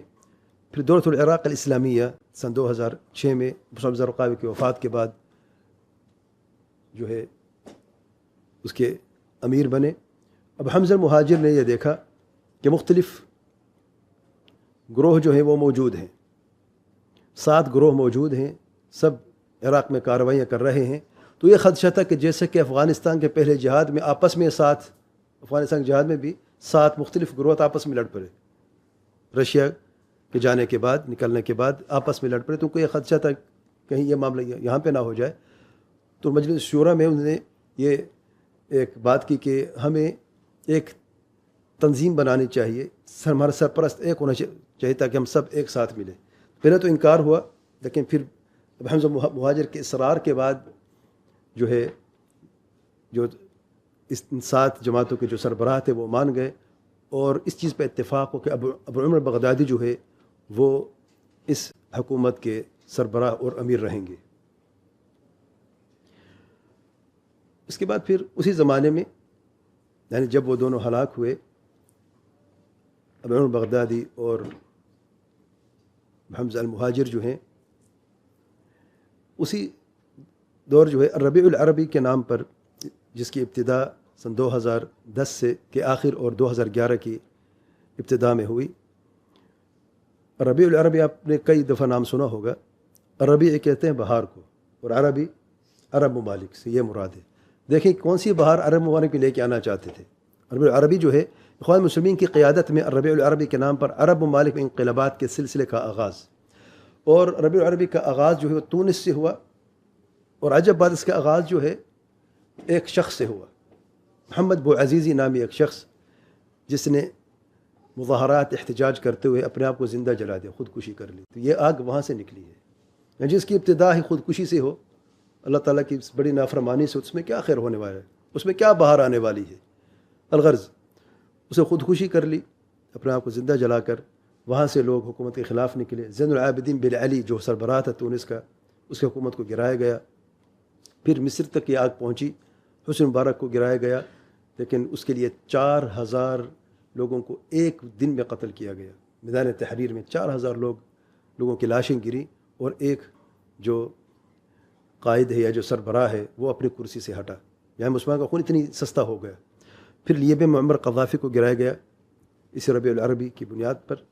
پھر یمن میں آگ لگی، راجل عبداللہ صالح کو ہٹایا گیا، لیکن یہ دیکھ لیں کہ کرسی خالی ہوئی نہیں کہ اور بندہ آ گیا، لیکن بد امنی کی آگ کیسے پھیلی ہے۔ ان ملک میں آج تک بھی آپ دیکھ لیں کیا صورتحال ہے، ان کے اقتصاد و معاشیات کو دیکھ لیں، اندرونی حالات کو دیکھ لیں، امن و امان کے حالات کو دیکھ لیں، لوگوں میں کیسے خوف ہراس یعنی عام ہو چکا ہے، لوگوں کی زندگی اس طریقے سے معطل ہو گئی ہے، اور یہ سب یہ کہتے ہیں کہ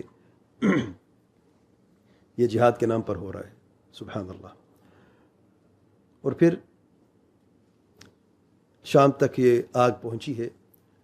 ربیع العربی کے علم بردار یہ نام آپ کے سامنے آئیں گے، اب دیکھ لیں کہ اس آگ میں کون کون شامل ہے۔ یوسف القرضاوی سب جانتے ہیں، اخوان مسلمین کا نمائندہ، عدنان عرعور، سلمان العودہ، محمد العریفی، عائض القرنی، عوض القرنی، نبیل العوضی، طارق السویدان اور سلمان ندوی وغیرہ، ان کے علاوہ اور بھی ایسے ہیں جو اس ربیع العربی کے سپورٹر ہیں۔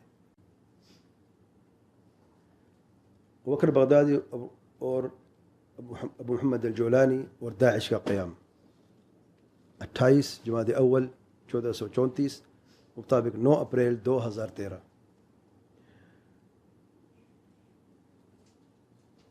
بکر بغدادی جماعت، پہلے جیش اہل سنت والجماعت سن 2003 میں، پھر تنظیم القاعدہ کے رہنما اخوان المسلمین کی سرپرستی میں، پھر داعش کا قیام سن 2013 میں، اور داعش کے امیر مقرر ہوئے۔ بکر بغدادی کہتا ہے، اس کی بندے کی فکر بھی سن لیں، کہتا ہے چونکہ آج سارے مسلمان ممالک میں طاغوت کے احکام اور شریعت بلند ہیں، ہمارا یہ عقیدہ ہے کہ ان سارے ممالک کے حکمران اور فوج کافر ہیں، اور ان سے قتال قابض صلیبی سے بھی زیادہ واجب ہے۔ یہ بیان جو ہے یہ ہمارا عقیدہ ہے، یعنی داعش کا دستور یوٹیوب ویڈیو کلپ میں موجود ہے، یعنی یہ باتیں سر عام ہیں، کوئی چھپی باتیں نہیں ہیں، کسی کتاب یا کسی حاشیے میں چھپی نہیں، یہ سر عام ہو گئی باتیں، پوری دنیا دیکھ بھی رہی ہے، سن بھی رہی ہے، کوئی چیز مخفی نہیں ہے۔ محمد الجولانی جماعت جبہۃ النصرہ، شام میں جہاد کے نام پر یہ جماعت قائم ہوئی۔ تنظیم القاعدہ اس جماعت کے سرپرست ہے، اور اخوان مسلمین تنظیم القاعدہ کے سرپرست ہے۔ اخوان مسلمین دیکھیں آپ شروع سے لے کے یعنی پہلے نمبر سے لے کے اب تک دیکھیں، یہ ایک ہی نام ہے جو بار بار دہرایا جا رہا ہے۔ پھر داعش کا قیام ابوبکر بغدادی سے مل کر، ان دونوں نے مل کر داعش کی بنیاد رکھی۔ ابوبکر بغدادی اور محمد الجولانی نے دونوں نے مل کر داعش کی بنیاد رکھی۔ داعش کا لفظ جو ہے اصل میں دال الف عین شین، دال سے دولت، الف سے اسلام، عین سے عراق، شین سے شام، تو دولت اسلام فی العراق والشام، یہ اصل نام ہے داعش کا۔ ابو بکر البغدادی، ابو بکر بغدادی کے بعد نے یعنی پہلے صرف عراق کے حد تک تھا، شام اس میں شامل ہے۔ 2010 میں ابو بکر بغدادی کی وفات کے بعد جگہ تو لے لی ابو بکر بغدادی نے، لیکن داعش کا قیام اس وقت تک موجود نہیں تھا، وہ عراق کی حد تک تھا۔ تو ابو بکر بغدادی نے ابو محمد الجولانی جو القاعدہ کے رہنما تھے شام میں، ابو بکر بغدادی کہاں پہ ہے؟ عراق میں۔ محمد جولانی کہاں پہ ہے؟ جولان شام میں ہے، شام میں۔ دونوں کا سرپرست کیا ہے؟ القاعدہ ہے۔ تو ابو بکر بغدادی نے ابو محمد الجولانی، ایک سٹوری یہ کہتی ہے، خود آپس میں اختلاف، لیکن ایک ہی سٹوری یہ کہتی ہے کہ ابو بکر بغدادی نے محمد الجولانی کو اپنا نمائندہ بنا کر بھیجا اور جبہۃ النصرہ جماعت بنانے کا کہا، اس کا امیر بنا دیا کہ شام میں جو مختلف جہادی تنظیمیں ہیں ان میں شامل ہو جائیں اور جبہۃ النصرہ کے نام پر اپنی جماعت بنائیں اور وہاں پر جہاد کریں۔ دوسری طرف محمد الجولانی جو ہے وہ یہ کہتا ہے کہ وہ اصل میں تنظیم القاعدہ سے اس کا تعلق تھا اور امیر الظواہر نے اسے مقرر کیا تھا جبہۃ النصرہ نامی جماعت بنا کر۔ یہ باتیں بعد میں ابھی بتاتا ہوں میں کیسے اختلاف ہوا اور کہاں تک چلا گیا اختلاف، اس لیے دو مختلف سٹوریز ہیں، لیکن بات یہ حقیقت ہے کہ دونوں نے مل کر داعش کو بنایا ہے، اس میں کسی کا اختلاف نہیں ہے، اختلافات بعد میں ہوئے ہیں۔ الغرض پھر ان دونوں کی بیعت اور امارت کے مسئلے پر اختلافات ہوئے، بیعت کا حقدار ابو بکر بغدادی ایمن الظواہری، اب مسئلہ ہو گیا ہے، پھر علیحدگی اور آپس میں شدید خانہ جنگی اور خون ریزی شروع ہو گئی۔ آپ نے دیکھا ہوگا کئی ویڈیو کلپس میں خوفناک نظارے، اللہ تعالیٰ تمام امت پر رحم فرمائے، کہ بلیک سوٹ والے داعش اور اورنج سوٹ والے جو ہیں، جانتے کون تھے؟ جبہۃ النصرہ، دونوں کا آپس میں شدید، نصرہ فرنٹ کے نام سے معروف ہے، جبہۃ النصرہ کہا جاتا ہے عربی میں، آپس میں شدید خانہ جنگی ہوئی۔ آپ نے دیکھا کہ واللہ شاید یہود و نصارہ بھی اس طریقے سے نہیں کر جیسے کہ مسلمانوں نے ان مسلمانوں کو قتل عام کیا ہے۔ زندہ شخص کو ٹینک کے نیچے روندنا کبھی دیکھا ہے؟ ویڈیو دیکھی کلپ، یعنی بعض ایسی واللہ چیزیں دیکھ نہیں سکتے۔ زندہ مسلمان کو کہتے یہ جاسوس ہے، یہ کافر مرتد، یعنی کفر کا فتویٰ تو منہ پہ ہے، زبان پر ہے نا، زبان کے نوک پر ہے، جیسے ہم پانی پیتے نا آسانی سے یوں تکفیر کر دیتے فلان کافر، کافر تو حد قائم کرو نا۔ اچھا حد قائم کیسے کرنی ہے؟ جانور کو بھی ذبح کرنے کے لیے اللہ تعالیٰ کے پیارے پیغمبر صلی اللہ علیہ وسلم نے کیا فرمایا ہے کہ اپنی چھری کو تیز کر لو اور اپنی جانور کو راحت پہنچاؤ۔ یہ کیا کرتے ہیں؟ بدترین موت، تڑپ تڑپ کر۔ دیکھیں کہ ٹینک جو ہے وہ پہلے پاؤں سے شروع ہوتا ہے، یعنی اس بندہ بھی زندہ، اس کی ہڈیاں ٹوٹ رہی ہیں اور ٹینک سے ٹوٹ رہی ہیں، اور آخر میں جا کے اس کا سر کچلا جاتا ہے۔ زندہ جلانا، دیکھا وہ پائلٹ کو زندہ جلایا گیا، اس کو یعنی پہلے بند کر دیا ایک پنجرے میں جانور کی طرح، اور پھر اس کو زندہ شخص کو آگ لگا دی گئی۔ پھر کئی لوگوں کو اسی یعنی کیج میں ڈال کر پانی میں زندہ غرق کرنا، جب تک تڑپ تڑپ کر مارنا۔ یہ کیا ہو رہا ہے؟ پھر بعض ایک میں نے کلپ دیکھا، اللہ رحم کرے ہم سب پہ، کہ 10-15 لوگ بیٹھے ہیں اورنج سوٹ والے اور بوم ان کے ساتھ باندھا ہوا ہے، ایک ایک زندہ شخص کو بوم سے اڑا دیا گیا، یعنی گولی مارنا تو پیچھے رہ گیا نا سارا۔ یہ یہودیوں سے نہیں لڑ رہا ہے میرے بھائی، آپس میں یہی لوگ ہیں، آپس میں خانہ جنگی شروع ہو گئی۔ وہ کیسے شروع ہو گئی؟ اسی بیعت کے نام پر، کیونکہ خلافت کا اعلان کیا تھا ابو بکر بغدادی نے۔ ابو بکر بغدادی نے 1 رمضان 1435 مطابق 29 جون 2014 میں خلافت اسلامیہ کے اعلان کر دیا اور تنظیم القاعدہ سے علیحدگی اختیار کر لی۔ یہاں سے مسئلہ شروع ہوا، تنظیم القاعدہ سے علیحدگی اختیار کر لی۔ کیوں علیحدگی اختیار کر لی؟ وجہ کیا ہے؟ کیونکہ ابو بکر بغدادی نے کہا کہ تمام جتنے بھی لوگ موجود تھے عراق میں، شام میں، پوری دنیا میں اعلان کر دیا کہ میری بیعت کرو۔ القاعدہ سے بھی کہا، محمد جولانی سے بھی کہا کہ تم پر فرض ہے کہ میری بیعت، اور اس کا اعلان بھی کر دیا۔ اور محمد العدنانی جو داعش کا ترجمان اسپوکس مین ہے، جب خلافت اسلامیہ کا اعلان کیا ابو بکر بغدادی نے تو اس پر ایک بیان جاری کیا۔ بیان میں کہتا ہے محمد العدنانی، یہی استخلاف یعنی خلافت قائم کرنے کی حقیقت ہے جس کے لیے ہمیں اللہ تعالیٰ نے پیدا کیا ہے۔ اللہ نے ہمیں کیوں پیدا کیا ہے؟ اسی خلافت کے لیے۔ یہ ان کی بات سنیں، اللہ تعالیٰ کا فرمان تو واضح ہے، وما خلقت الجن والانس الا لیعبدون. ان کے نزدیک سنیں ذرا کیا کہتے ہیں. کہتا ہے یہ استخلاف یعنی خلافت قائم کرنے کی حقیقت ہے جس کے لیے ہمیں اللہ تعالیٰ نے پیدا کیا ہے، محض القہر غلبہ حکم نہیں ہے. پھر آگے کہتے ہیں اور یہی استخلاف ہی وہ مقصد جس کے لیے اللہ تعالیٰ نے اپنے رسول بھیجے، اپنی کتابیں نازل فرمائے اور جہاد کے لیے تلواریں نکالی گئیں. ابو محمد العدنانی کا آڈیو بیان بعنوان ھذا وعد اللہ موجود ہے، آپ سن بھی سکتے ہیں. ان لوگوں کا انجام اور اس قصے کا اختتام. خانہ جنگی بڑھتی گئی، بہت طول پکڑ گئی، یہاں تک کہ حرمت کے مہینوں کو بھی پامال کیا گیا. محرم ہے، ذوالقعدہ ہے، ذوالحجہ ہے، رجب ہے، کوئی فرق نہیں، ہمیشہ آپس میں خانہ جنگی رہی. اصل مقصد جس بنیاد پر جس مقصد یہ جماعتیں بنائی گئی تھی وہ جاتا رہا. یہاں تک کہ ابو محمد العدنانی نے ایک بیان میں مباہلہ کیا، جبہت نصرت کے ساتھ مباہلہ کیا. سن مباہلہ میں محمد العدنانی کیا کہتا ہے؟ کہتا ہے اے اللہ، اگر یہ حکومت یعنی داعش کی حکومت خوارج کی حکومت ہے تو اس کی کمر توڑ دے اور اس کی قیادت کو قتل کر دے اور اس کے جھنڈے کو گرا دے اور اس کے سپاہیوں کو ہدایت دے دے. اور یہ جو مباہلہ ہے محمد العدنانی کا آڈیو بیان بعنوان ما كان هذا منهجنا ولن يكون، یہ نہ تو ہمارا منہج کبھی تھا اور نہ کبھی ہوگا. یہ پتہ نہیں کس منہج کی بات کر رہے ہیں، سبحان اللہ. وہ کہ قتل ہمارا منہج نہیں ہے، اور قتل وغیرہ سب سے زیادہ داعش نے ہی کیے، پوری دنیا اس کی گواہ ہے.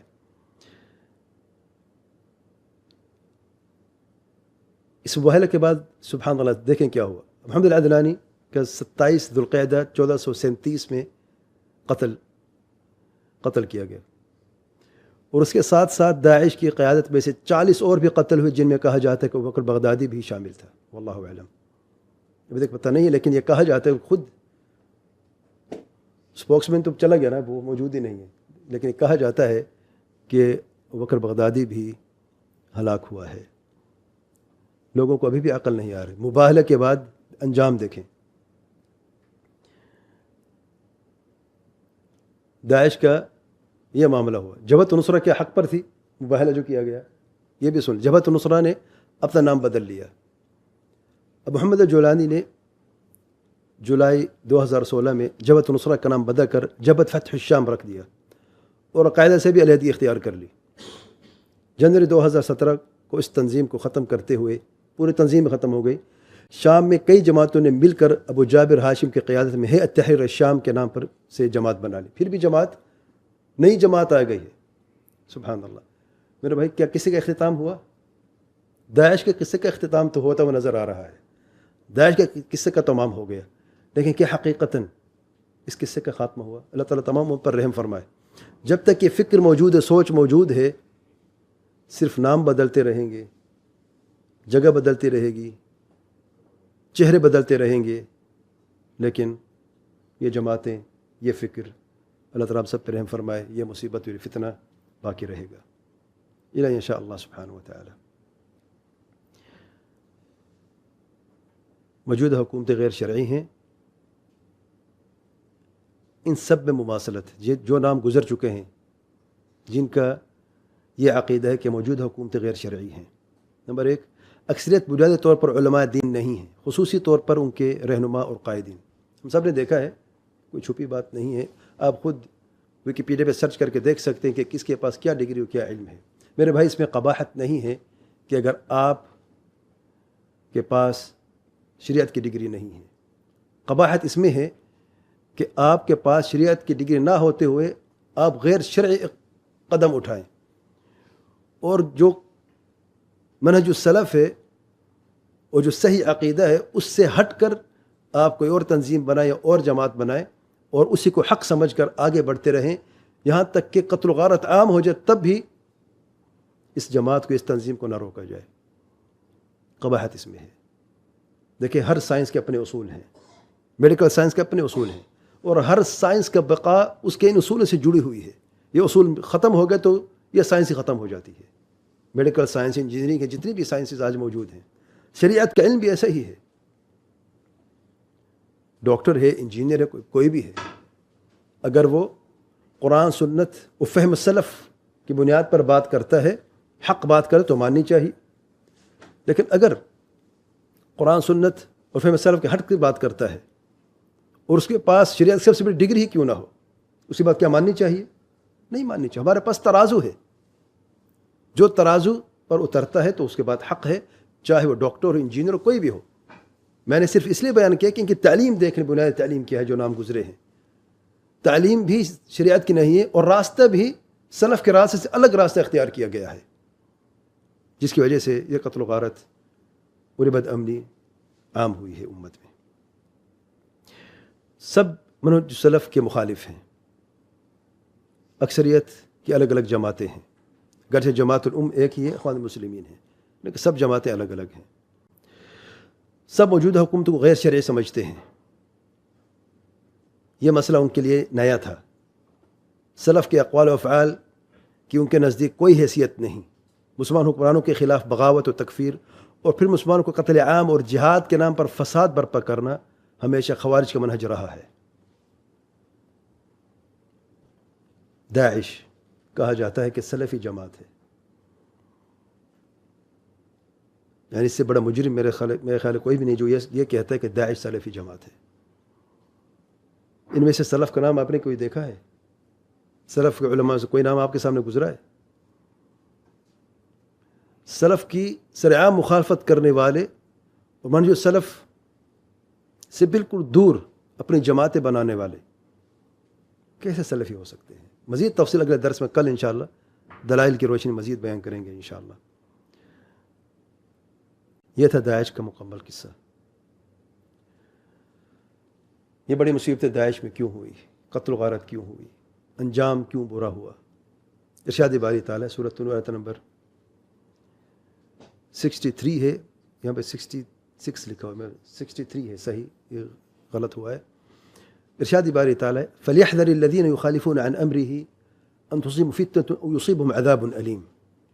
خبردار ہو جائیں وہ لوگ جو اللہ تعالیٰ کے حکم کی مخالفت کرتے ہیں، امر کی مخالفت کرتے ہیں، کہ کہیں انہیں فتنہ نہ پہنچے، فتنہ میں مبتلا نہ ہو جائیں، یا انہیں عذاب علیم نہ پہنچے۔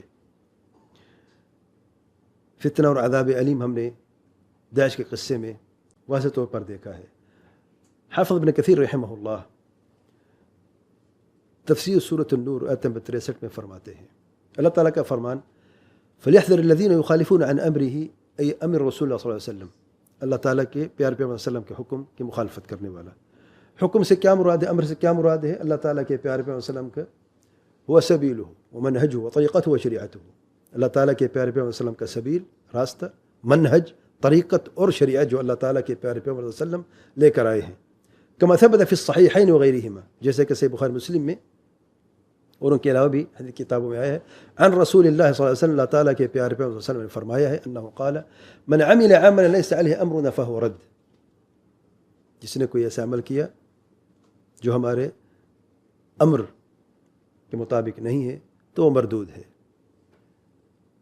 ابن کثیر رحمہ اللہ فرماتے ہیں ای فلیحذر ولیخشى من خالف شریعت رسول اللہ صلی اللہ علیہ وسلم باطنا وظاہرا، آگاہ ہو جائے، خبردار ہو جائے، اسے ڈرنا چاہیے اللہ تعالیٰ سے جو اللہ تعالیٰ کے پیارے پیغمبر صلی اللہ علیہ وسلم کی خلیفت کی شریعت کی مخالفت کرتا ہے باطن و ظاہرا، ہر اعتبار سے۔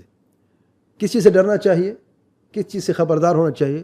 ان تصیبہم فتنہ، فتنہ سے کیا مراد ہے؟ ای فی قلوبہم من کفر او نفاق او بدعت، کیونکہ دلوں میں کفر، نفاق، بدعت نہ پیدا ہو جائے۔ دل میں اگر یہ کالک لگ گئی تو پھر کوئی خیر باقی نہیں رہتا۔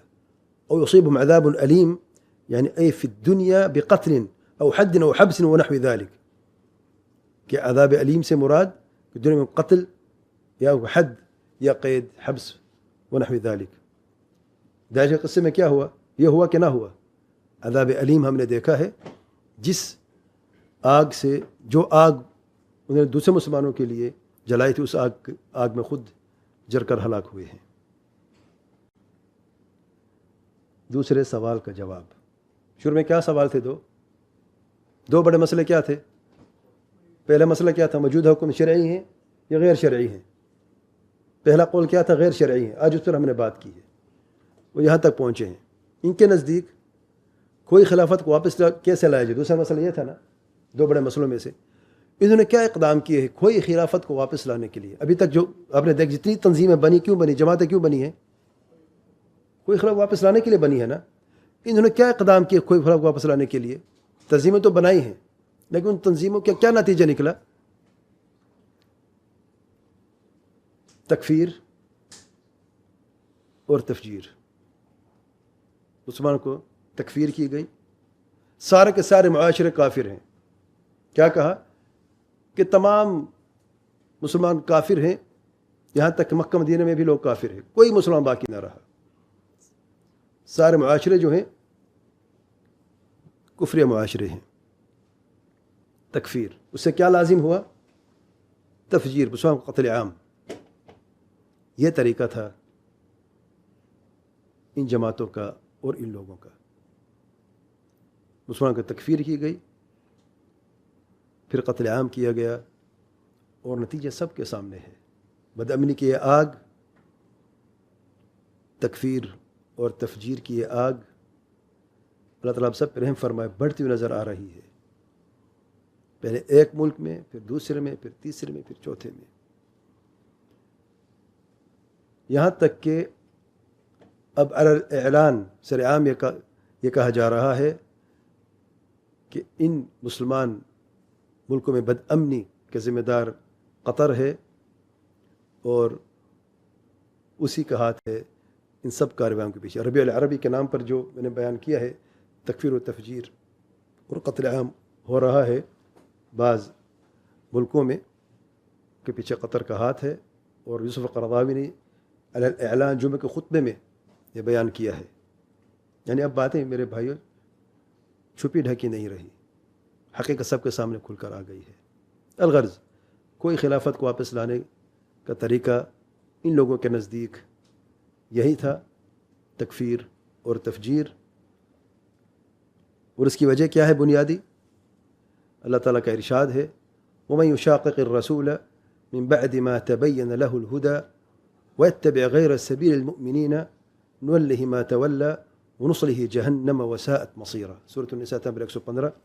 اسے یاد رکھیں، یہ ترازو ہے. تکفیر و تفجیر امت میں کیوں ہوئی؟ کیونکہ مشاقت ہوئی اللہ تعالیٰ کے پیارے پیغمبر صلی اللہ علیہ وسلم کی. مشاقت سے مراد شدید اختلاف، دو شقیں ہوتی ہیں، ایک شق اور دوسری شق. اتنی شدید مخالفت اللہ تعالیٰ کے پیارے پیغمبر صلی اللہ علیہ وسلم سے ہوئی کہ بالکل دور ہو گئے. من بعد ما تبین له الہدی، ان سب کو ہدایت کا راستہ دکھا دیا گیا. کیا علماء نے بن لادن کو نصیحت کی کہ نہیں کی؟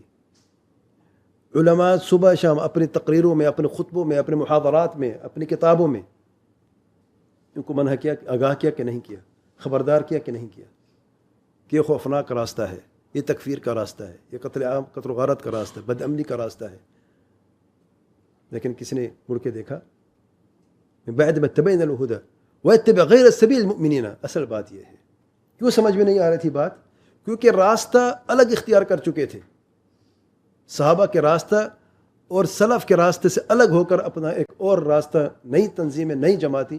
ایک جماعت موجود ہے، اہل سنت والجماعت موجود ہے، سلفی جماعت موجود ہے، حق جماعت موجود ہے. اس کے ہوتے ہوئے اپنی جماعتیں، اپنی تنظیمیں بنانا شروع کر دیں، اور امت کو یہ خواب دکھلایا کہ ہم خلافت واپس لے کے آئیں گے. خلافت جو کھو چکی ہے، کھو گئی ہے، ہم واپس لے کے آئیں گے. نتیجہ سب کے سامنے ہوا. وَاتَّبِعْ غَيْرَ سَبِيلِ الْمُؤْمِنِينَ نُوَلِّهِ مَا تَوَلَّى. اللہ تعالیٰ فرماتے ہیں ہم اس کے حوالے کر دیں گے، جو جس راستے وہ چلنا چاہتا ہے نا، اس کو اسی راستے کے حوالے کر دیں گے. وہ راستہ اس کے لیے ہم آسان کر دیں گے. وَسَنُيَسِّرُهُ لِلْعُسْرَى. مشکل راستہ اختیار کیا ہے، حق جاننے کے بعد راستہ اختیار کیا ہے، ہم اس کو اسی کے حوالے کر دیں گے، وہ اس کے لیے آسان کر دیں گے. یہ اس کے لیے عذاب کافی ہے. نعوذ باللہ. کوئی شخص نافرمانی کرتا ہے، اللہ اسے پکڑتا نہیں نافرمانی پہ، اسے چھوڑ دے، ڈھیل دے دیتا ہے، اور نعوذ باللہ اس کی ہلاکت اسی نافرمانی میں ہی ہوتی ہے. واللہ یہ بہت بڑا عذاب ہے. اللہ تعالیٰ سب پہ رحم فرمائے. دنیا میں نولہ ما تولی، جو وہ چاہتے ہم اس کو اس کے حوالے کر دیں گے، اس کے لیے یہی راستہ آسان کر دیں گے. جب مشاقت کا راستہ اختیار کر چکا ہے، سبیل المؤمنین کے خلاف کوئی اور راستہ کی اتباع کر چکا ہے، وہ یہی چاہتا ہے تو اسی پہ رہنے دو اسے. لیکن آخرت میں نصلہ جہنم وساءت مصیرا، جہنم کے عذاب کا مزہ چکھائیں گے، اور بہت بڑا ٹھکانہ ہے جہنم. اللہ تعالیٰ ہم سب کو جہنم سے، جہنم کی آگ سے محفوظ فرمائے اور ان لوگوں کے شر سے محفوظ فرمائے. واللہ اعلم. سبحانک اللہم و بحمدک اشہد ان لا الہ الا انت استغفرک و اتوب الیک.